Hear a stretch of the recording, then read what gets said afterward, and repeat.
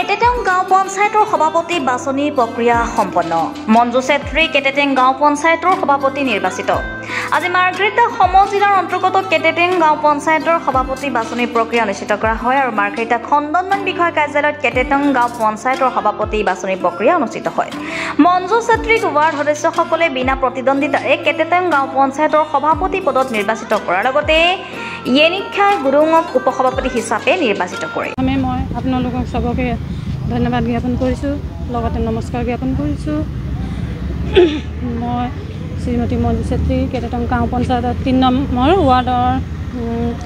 ৱাৰ্ডৰ হৈ মই ৱাৰ্ড মেম্বাৰ হিচাপে খেলিছিলোঁ। তাতে মই বিনা প্ৰতিদ্বন্দ্বিতাৰে মই বিজয় লাভ কৰিছিলোঁ আৰু লগতে আজি এই কেটেটেং গাঁও পঞ্চায়তৰ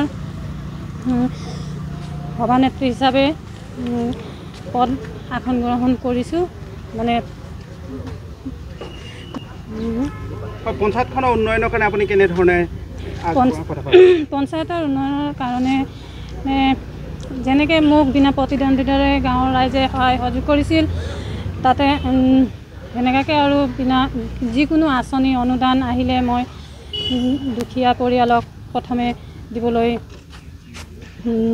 সহায় সহযোগ কৰিম আৰু লগতে মোক সহায় সহযোগ কৰা ৱাৰ্ড মেম্বাৰসকলক লগত লৈ মই পঞ্চায়তটো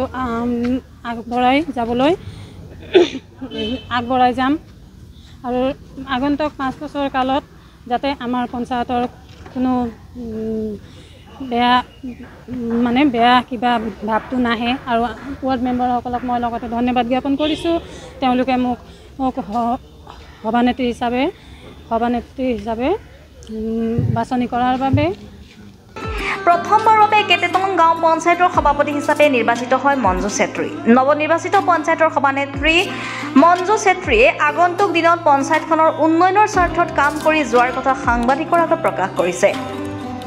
মাৰ্ঘেৰিটাৰ পৰা মৃদু বৰুৱা ৰিপৰ্টাৰ লাইভ অসম। মই আপোনাৰ নিউজলৈ বহুত ধন্যবাদ কৰিছোঁ। মোৰ কেটেটেং 6 নং ৱাৰ্ডৰ সদস্য হয়। মোৰ নাম শ্ৰীমতী য়েনিক্ষা লুডুং।